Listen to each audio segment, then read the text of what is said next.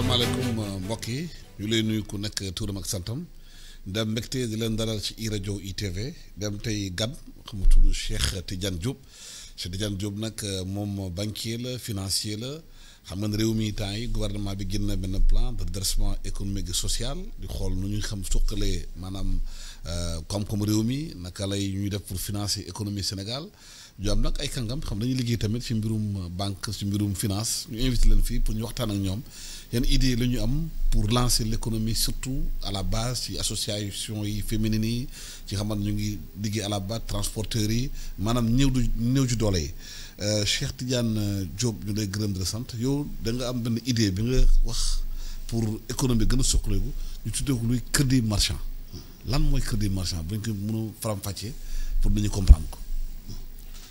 waaw maa ngi lay nuyu di la fay sa nuyu di nuyu téléspectateurs yeeg ñiy déglu rajo yi waaw yow nga am initiative bu rafet vraiment ne ma émission bi daal da nga bëgg ñu def ko en wolof waaw pour que ñu daal def ay explications yu terre à terre yu simple yoo xamante ni bépp nit mën nañ ko dégg waaw léegi nii rek sa introduction yaa ngi commencé wax ni en fait.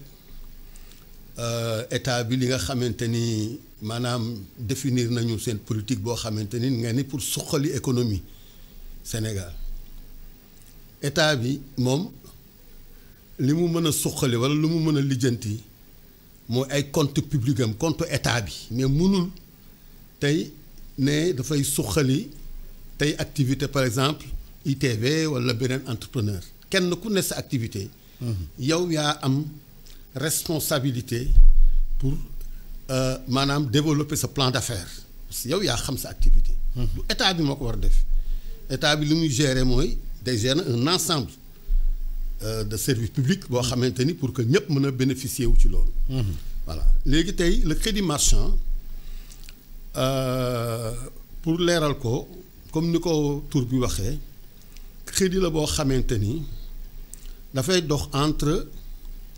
li ñu woowee des marchands yi mooy ñuy liggéey sur le marché réel tey damay jël exemple bu simple exemple bi may commencer mooy tey ma jël ko ci yéen ITV nga xamante ni am ngeen seen télévision am ngeen seen rajo yéen en fait seen métier c'est la communication bon donc yéen toute la valeur ajoutée que vous devez apporter la valeur ajoutée li ngeen war a indi ci économie bi yépp ci métier boobu la sukkandiku mooy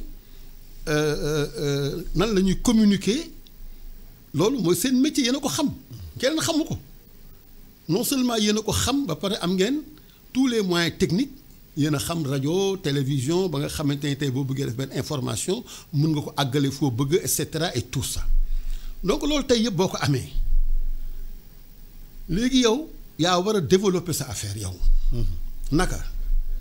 yow yaa xam ni lii mooy sa capacité nga ni léegi yow yaay toog concevoir xam nga sa capacité léegi yow entreprise yi nga xamante ni yaa xam yi la wër walla toute entreprise mais nga ne ko man mën naa la préparer defar la benn plan de communication boo xam ni day tax ni yow en tant qu'entreprise ce produit dinañ ko xam ci marché yi. marché Dakar marché région yi marché sous-région marché international et cetera. voilà léegi ngeen ne ko man naa la defal plan de communication boo xamante ni ma la ko defalee ñu toog ñoom wan la ni lii bu ñu ko mettre en place yow sa activité dina développer. mais loolu boo ko waxee da koy intéressé voilà léegi nag crédit marchand bi mooy lan.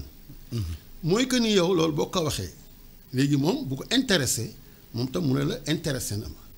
léegi nag crédit marchand yi mooy yéen ñaar boo leen di jokkalante yow sa capacité nga indi lii nga mën moom par exemple je sais pas moi par exemple nañ jël un exemple simple koo xam ne day exporter mango koo xam ne daal dafa am ay toolu mango voilà par exemple toolu mango la am moom loolu rek la am moom pour jël un exemple très terre à terre et très simple mu ne la ah man daal sama toolu mango ngi nii mango yi daal laa am bu ñoree ma jaay ko voilà léegi kooku yow nga defal ko plan d'affaires boo xamante ni xam nga ni mango bi période bii lay commencer mais avant muy commencer tey marché Dakar yeeg yeneen marché yëpp ak marché exportation yi yëpp ba nga xamante ni ñu ko war a commander xam nañu léegi loolu bu ñu ko defee. commande yi commencé ñëw ñun nag lan la ñu indi crédit marchand bi ñun dafa am jumtukaay boo xam ne outil la boo xam ne bu ñu ko indee yow déjà en tant que ITV bu ñu xamee boo ñu waxee sa capacité dañu ko renseigner entreprise yi nga xamante ni yëpp bëgg nañ développer seen plan de communication développer seen affaire sur les marchés sur tous les marchés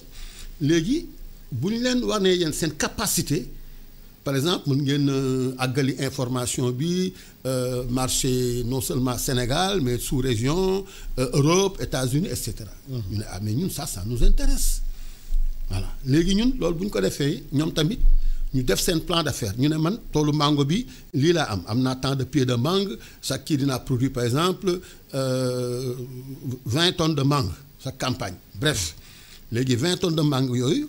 léegi fexe ba ut ñoo xamante ni wóor na ni seen commande yëpp couvrir na ko mat na 20 tonnes de mangue. ba nga xamante ni moom du am benn perte benn mango buy perte lépp da koy jaay. waaw te loolu yëpp dañ koy préparer avant ñu def compte d'exploitation boo xamante ni yéen ci ngeen di liggéey loolu yëpp nag crédit marchand bi mooy yow li nga ko defal fayee kooku ko. parce que yéen d'habitude lan ngeen di def da ngay ñëw ngeen ni ko man moo defal publicité il faut que chaque mu cher ba moom mu ragal. alors que yow ce que vous apportez li ngay indi mooy valeur ajoutée moo tax valeur ajoutée la am léegi nag valeur ajoutée yooyu bu ñu ko tegee kenn ku ne di nga ci gis sa bopp te kenn ku ne di nga liggéey léegi nag crédit marchand bi lan lay indi day indi transparence dans vos affaires ba nga xamante ni léegi transparence boobu yow sa valeur ajoutée natt nañ ko xam nañ ko moom valeur ajoutée xam nañ ko renseigné nañ ko léegi loolu bu amee commande yi nga clients yi war a jënd xam nañ ni tel client commandé na xam nañ seen capacité xam nañ dinañ fay. léegi nag ñu dem ci banque bi ne ko moom voilà léegi lii la ñuy développer voilà le chiffre d'affaires par exemple campagne mangue bi je prends un exemple ça dure 5 mois donc 5 mois yi voilà ce que ça va générer lu muy génn comme revenu mi ngi nii mois bu nekk temps la parce que mu ñu ko et cetera nga seeti transporteur kii dem jëli mango bi ci tool ba et cetera kooku tamit après ça va ajouter dégg nga et cetera et cetera. léegi da nga dem ci banque bi pour banque bi lebal xaalis. pour non pas lebal xaalis bi moom mujjee. parce que lebal xaalis bi. xaalis détail la. xaalis bi pour loolu laay bëgg a ñëw c'est le moo ci gën a ñàkk solo en fait. détail la. en fait ñàkk solo bi mais dinañ ci ñëw yow sa crédit marchand nga mooy yow def nga sa plan d'affaires yow yaa proposé sa affaire. kooku accepté na donc defal nga ko un crédit marchand fayeekoo ko. yaa ngi koy fayeeku boo leen réaliser le plan d'affaires. sur les 5 mois chaque mois temps yow lii nga ci war a am yéen ñaar yéen a ànd kenn ku ne am sa valeur ajoutée commande yi am na lépp teg nañu ko kenn ku ne gis ci sa bopp transporteur bi war a jël mango bi bu dee dañ ko exporter transitaire bi nga xamante ni et cetera kenn ku ne valeur ajoutée yooyu yëpp yomb na Sénégal nit ki dina nangu liggéey te fayeguñ ko. waaw xam nga non fayeeku bi dinañ ci ñëw dañ koy fay. c'est-à-dire que loolu yëpp. bu ko defaree nangu liggéey d'abord fayeguñ ko xam nga fii boo ne liggéeyal ma rek daan li nga may fay. merci nga fay mu doog a liggéey. loolu nag xam nga nag loolu nag mooy waaw loolu ñu ngi ciy ñëw léegi bu ñu defee loolu ba pare xam nga def nañ plan d'affaires bi. xam nañ volume d'affaires bi lii lay développer et tout ça. léegi nag yow banque bi boo ko seetee mooy moom pour gisee affaire bi nga wane garantie yi ngay teg garantie yi mooy lan mooy mango yi tool bi am na les pieds de mangue mi ngi nii xam nañ day produire. yéen seen télé mi ngi nii et cetera commande yi clients yi renseigné nañ xam nañ ni tel client capacité et cetera soit ubbi na lettre de crédit wala ñu ñuy fay xam nañu ko. banque bi am na xam yëpp assurance bi avant même la banque c'est l'assurance parce que assurance bi dañ ko war a def ñu war a garantir ni plan d'affaires bi ñu def nañ ko réaliser dans les 5 mois risque bi ci am dégg nga moom dina ko couvrir loolu nag lan moo tax assurance da ko mën def outil bi ñu indi renseignement yi mu koy jox. moom information yi ñu soxla pour mën a ni man mun naa assurer activité bi ñun information bi la ko outil di am di ko indil te loolu kenn amul outil bu mel noonu ñun dañ ñoo ko fi créer. mais est-ce que sur le plan des opérations bancaires. oui est-ce que BCEAO. xam nañu approuve yooyu. waaw est-ce que ñu approuve nañ ko. xaaral maa ngi ñëw yow li nga wax ci fay bi ba pare. léegi da nga ni bala ngay liggéey ne lay fayeeku. waaw léegi nag boo demee ci banque bi nag ngeen ne ko voilà le plan d'affaires que je veux développer. xam nga banque bi lan moo ko intéressé. banque bi moom.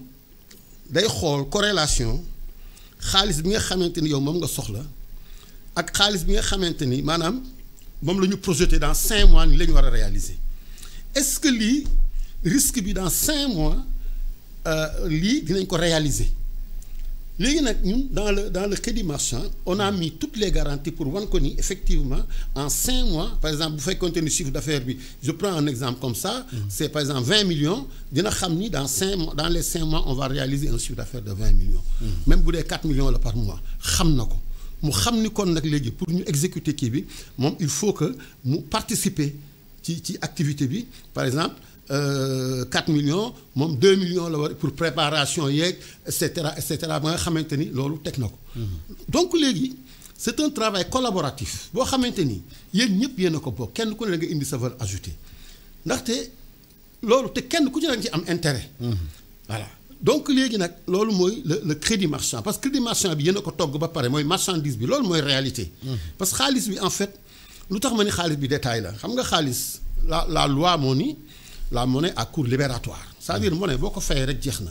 monnaie moom mujj ci processus.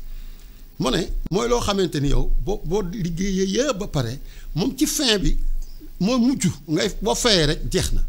mais léegi avant ngay fay yow la nga war a togg ba fay ba loolu war a ñëw mooy li ñuy wax créance ak ay dettes. économie yëpp nag muy États-Unis Europe toutes les économies qui se développent fonctionnent sur des créances et des dettes léegi nag ñun suñu outil loolu la lay renseigner au jour le jour. et à temps réel.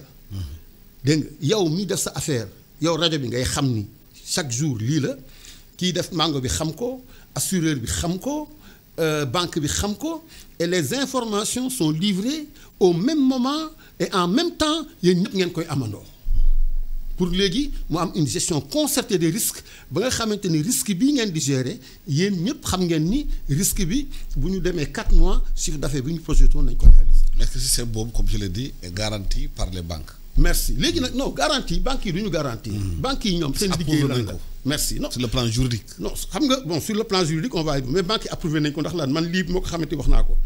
mais banque bi mu njëkk intéressé lan la ma wax Ecobank dafa nii ma mais monsieur Diop ce que vous dites là intéressant nañ def test. ma ne ko c'est ça qu'il faut test bi ça consistait à quoi dañu jël fekk signé na UNACOIS léegi ma ni commerçant UNACOIS yi grossistes yi dañuy lebal les boutiques détaillants. lebal leen xaalis lebal boutique yi lebal marchandise.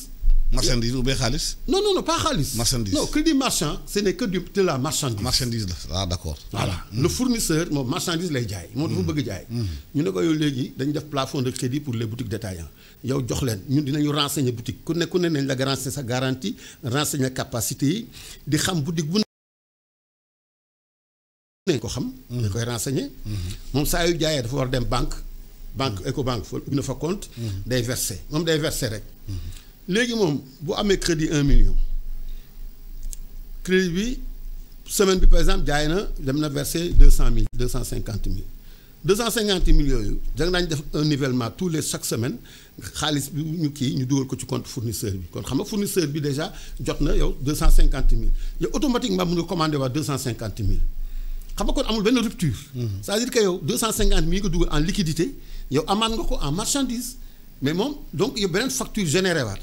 donc première facture bi au bout de 30 jours dégg nga fournisseur bi couvrir nañ ko jot na ko donc fournisseur bi moom da koy intéressé ndax marchandise am mi ngi dem tout le temps kii jënd tamit da koy intéressé ndaxte mi ngi am approvisionnement marché tout le temps d'ailleurs même bi ñu ko defee Ecobank dafa ñu waxoon test 3 mois 2 mois lañ ko def.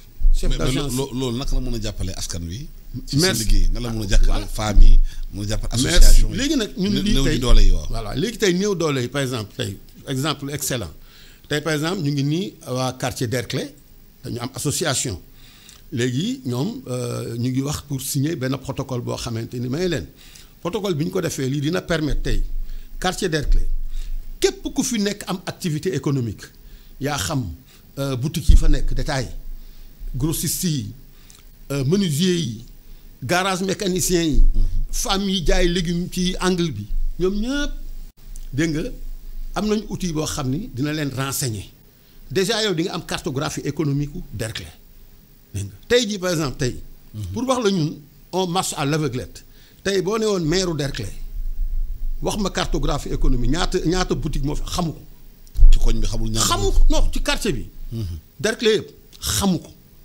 boo ko ne xamu ko xanaa boutique du déclaré seen non justement xam nga voilà xam nga ñun y a ce qui est entre les textes et la réalité économique la réalité sociale c'est autre chose loolu dinañ ci ñëw alors donc léegi tey ñooñu bu ñu ko defee ba nga xamante ne renseigné ñu loolu ñu renseigné activité bu nekk léegi ñu xamal ni femme bi jaay légume ci angle bi nga xamante ni moom da daan xëy dem marché Castor fournisseur am dem jëndi fay et cetera léegi nañ ko mën mettre en relation ak ay fournisseurs yoo xam ni à la limite camion bi mën na ko oto bi mën na ko indi sax légume ba place am jox ko. léegi bu jaayee ba ngoon mu dem verser fay donc fayagul de. c'est ça le crédit marchand. mais nag toutes les garanties sont là ba fournisseur bi xam na ni kii bu jaayee ba ngoon jot dina dem verser banque bi tam intérêt bi mooy lan ñun dañuy xamal ni banque bi yow banque bi nekk ci koñ bi lii yëpp kenn ku ne dañ fexe ba mu ubbi fi compte. pour jaayee ñëw verser pour que léegi tey règlement yi nga xam ni ça se fait de compte à compte et ça intéresse les banques par exemple ñun Ecobank bu ñu defee test dañu ne woon 3 mois mais au bout de 2 mois qu'est-ce que les 5 guichets ont constaté que les clients dañuy ubbi compte.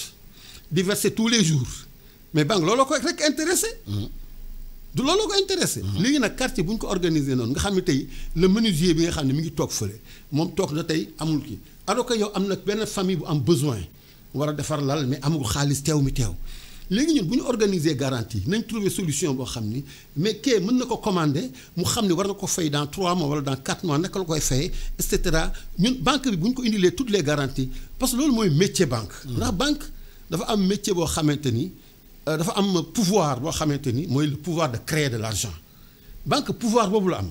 waaw mais sénégalais yi bëri na ñoom bu ñu demee ci banque yi dañu am problème crédit maanaam lebal leen banque boo ñëw da lay laaj garantie yi xamante ne amuloo ko. voilà parce que garantie yi ni ñu ko déggee ñun loolu la ñu musul liggéey loolu suñu marché gis nga tey tous les marchés européens par exemple dama la jox exemple tey boo jëlee en France mais en France les garanties mais ont été organisées construites avant la Première Guerre mondiale. Il y avait ce qu'on appelle la SFAC, la Société française d'assurance crédit dégg nga xamante ni moom mooy assurer le marché du crédit ba nga xamante ni tey tous les marchés que ay registres yëpp ça s'est développé comme ça nga xamante ni la circulation marchande da nga koy yombal parce que la garantie l'assurance est là pour garantir tous les flux marchands. ba nga xamante ne léegi banque bi moom bu amee ces garanties là moom dina mën a financer sans problème garantie yooyu nag ñun la ñu mësul liggéey suñu économie xam nga ñun quel est notre problème monsieur Diop. ñun suñu économie mooy. ñun par exemple Sénégal Afrique sax laay wax nekkuñu des économies financières préparé wuñu ñun on est une économie marchande tey bu ñu mënoon am nat parce que man am naa ci lu ma ci xam ndax crédit marchand bi dañ ko appliqué ma am ci loo ma ci xam. ni circulation tey par exemple mën nañu ni circulation marchande bi représente plus de 80% des valeurs réelles qui circulent mais circulation monétaire ça ne représente même pas 20%. même pas 20%. léegi nag ñun on veut comme Europe nga xamante ni c'est une économie financière nga xam ni toutes les activités yëpp. dañ leen bancariser. ñun xoolal banque centrale depuis dépensé na ay milliards pour bancariser l'économie ba léegi mënul fexe ba bancariser l'économie parce que modèle bi. système bi mu adapté wul ak suñuy réalité sociale de sorte que tey ñun outil bi ñu indi lan moo tax mu intéressé assurance yi parce que signé wu nañ ak AXA signé COFAS mais daf ñu jox une offre de garantie écrite COFAS AXA moo ñu booleen. mais loolu de 5 milliards. système boobu ngay wax loolu. système boobu naka lay permettre. comme ni mu ko waxee sànq nañu nekk ci quartier yi bëgg a jot crédit pour liggéey amuñu nu ñu jotee crédit liggéey. crédit bi ñun déjà bu ñu xam nga crédit bi bu ñu defee crédit marchand kenn ku ne war nañ sa capacité. déjà loolu mooy première information parce que tey yow da ngay nekk ci quartier capacité nit ñi sax xamuñu ko damay jël tey un exemple. di nga ñëw parce que ñaari compte de garantie compte de famille compte d'activité nga ñëw dans une famille. mais am na fa kenn koo xam ni xëj na am na capacité boo xam ni mi ngi nekk am projet am boo xamante ni xëj na mais amul sax fu mu ko waxee alors léegi nag quartier bi ñun tey comme on leur propose quand on met en place une telle convention li ñu njëkk a def mooy ñoom dañuy jël ay jeunes du quartier bon par exemple Derklé on leur a dit 10 jeunes c'est les fils du quartier seen ay doom lañu. ñu former leen ci naka la ñuy renseigner outil bi ñoom dinañu dem renseigner chaque famille. bu ñu ñëwee par exemple famille bi lan mooy renseignement famille bi ñu xam famille bi ñi fi nekk ñan la besoins yi fi nekk lan la capacité yi de sorte que tey bu fa amoon kenn koo xam ne mi ngi am projet am nekk di ko mûrir moom kenn dans son coin amul sax fu mu ko exprimer mais mën na ñëw ni ah man kat lii laa bëggoon réaliser et cetera mais aw ma xaalis parce que loolu moo ko bloqué. léegi nag ñun à partir de ça bi nga xamante ni tey compte de famille boobu garantie nga xamante ni parce que garantie lan la mooy ce sont nit ñi la. ak les actifs maanaam kër yi les biens qui sont là ñu renseigner ko ñu xam ni famille bi am na capacité. en fait genre économie circulaire la. voilà voilà économie solidaire et circulaire voilà ba nga xamante ni léegi tey kooku bu fekkoonte ni par exemple tey supposons projet am 5 millions la soxla parce que c'est des petits besoins ça en général. Parce que moi j'ai vécu ça c'est avec ma famille. Bref léegi mu ne soxla 5 millions alors que yéen a ngi ci am ngeen benn kër boo xamante ni kër gi yéen a ko moom c'est une maison familiale qui vaut 200 millions dégg nga wala qui vaut 100 millions dégg nga kër gi am na ñu fi nekk am ñoo xam ne dañu am seen revenu yooyu yëpp boo ko ba ñu xam ne kër gi am na capacité pour que lii boo doon joxee crédit 5 millions mu war a fay par exemple je prends un exemple 500 000 francs par mois liggéeyam moo ko war a fay mais bés bu demee ba am gàllankoor par exemple mais famille bi mën nañu dajale pour defal ko tu vois parce que renseigné nañu famille bi ñi fa am revenu renseigné nañu les revenus locatifs renseignement yooyu moo amul suñu économie nous notre économie n'est pas renseignée du tout. maanaam elle est aveugle quoi. Elle est aveugle totalement aveugle. De sorte que tey même l'État du Sénégal on va à l'aveuglette et tey dama lay jox benn cas loo xamante ni par exemple da ngay dégg même les plus grands intellectuels ñëpp di wax PIB. Monsieur Diop je vous dis. Moi je défie tout le monde. La Banque mondiale le FMI xamuñu suñu PIB mënuñu ko calculer. ndax lan. parce que PIB ay données la les données économiques qu'il faut rassembler pour nga mën a calculer PIB ñeent la rek mooy données état moom xam nañ ko moo tax li sànq bi ngay wax politique état li muy toppatoo ay budget am lay toppatoo maanaam fay fonctionnaire am budget am li koy fonctionner la. loolu lay toppatoo. loolu xam nañu ko dégg nga. le solde extérieur li ñuy jaay ak li ñuy jënd loolu yomb na xam. Mais tey au niveau des leneen deux yeneen la activité économique ak famille ñun 80% de notre économie li ñu naan économie informelle ñun ñoo ko tuddee noonu informel parce que dugguñu dans le cadre bi nga xamante ni moom la administration bi tracé te cadre boo administration bi tracé ñoom dafa doon cadre boo xamante ni dañ ko jëlee loo xamante ni kenn xamul sax fu ñu ko jëlee. dégg nga Europe rek lañ ko jëlee ñëw teg nga xam ne c'est même pas adapté à nos réalités. bokkul ak nit ñi li ñuy dund. léegi ñee mënuñu dugg ci loolu ñu nekk seen ñu ne leen économie informelle mais teewul ñu ngi jaay. ñu ngi am activité marchandise yaa ngi dem ñu ngi am recette et cetera 80% activité économique yooyu tey état Sénégal sax xamu ko xamul revenu yu ñu généré. famille dafa bokk ci ménage dafa bokk ci booy calculer PIB état Sénégal xamuñu 90% des ménages lan mooy revenu yi xamuñu ko.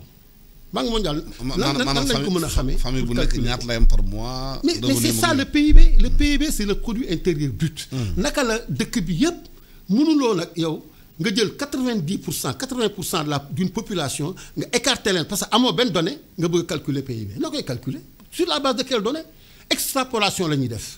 ñoom dañu jël des entreprises bien structurées comme banques yi comme les grandes entreprises sur la base de ça ñu extrapoler pour dire que voilà comme. man dafa laaj liggéey bu en profondeur. mais c'est ça en profondeur ñu xam réellement famille bu nekk Sénégal ñaata lay produire lan mooy capacité financière am. lan mooy PIB ñu xam. calculer vrai PIB ñu xam ko. xam nga tey boo demee Europe wala États-Unis tey par exemple yow boo demee magasin bu gën a ndaw sax am na caisse enregistreuse. c'est-à-dire toutes les transactions sont tracées et documentées mais fii demal c'est le gros boo xam ne dafay 100 millions de chiffre d'affaires amul benn compte amul benn traçabilité. léegi nag ñun l'outil dañ ko indi bi nga xamante ni parce que ñun suñu économie moo bindoo noonu ñun nous sommes une économie disons une société communautaire. famille communautaire. ñun suñuy famille. moo bindoo de son outil bi ñu indi au lieu yow kenn boutique bu ne di am une caisse enregistreuse non RCM la tudd registre du crédit marchand day enregistrer toutes les transactions ba nga xam ne toutes les transactions sont tracées et documentées et c'est la même chose. comme genre formalisation lay doon quoi. formalisation la rek. parce que formalisation bi léegi ñun dañ koy simplifier nga xam ne xale yi ñuy former bu ñu leen di former. naka la ñuy renseigner activité naka la ñuy renseigner garantie yi ba loolu yëpp leer parce que banquier bi lan la soxla lii leer ci bëtam. xam nga dama lay jox exemple bu gàtt ci pour wax la ñun nu ñu nekkee en déphasage même dans nos états. dama lay jox ñaar exemple rek. heure bi dem na. ñaari exemple rapidement. waaw politique fiscale ak politique monétaire. politique fiscale tey ñun suñu état fiscalité politique fiscale bi ñu am boo jëlee fiscalité sur les personnes par exemple les salariés. mais taux yi nga xamante ne moom la ñu appliquer les salaires parce que taux yooyu mais fan la jógee. da ngay appliquer salaire ay taux 30 et quelques %. Parce que lu tax loolu Europe ñoom bu ñuy def loolu ñoom c'est des familles nucléaires papa yaay doom revenu fa la yam mais ñun dans nos sociétés nous sommes des sociétés yoo xam ne yow sa salaire sa bàjjan ma nga ca sa maam ma nga ca. ñëpp a nga ca. donc loolu tey war na tax ni ñu redéfinir suñu politique fiscale xam ni lii ñuy def ce n'est pas adapté. waaw temps bi jeex nag monsieur c'est dommage. maa la gërëm di la sant di gërëm suñu auditeurs yëpp ak téléspectateurs yi di gërëm Dame yi nekk ci technique vidéo bi ak Amady si ci nga xamante ne moom moo yore maanaam technique bi ñu doog jàmm. bon xaw ma ndax leer na.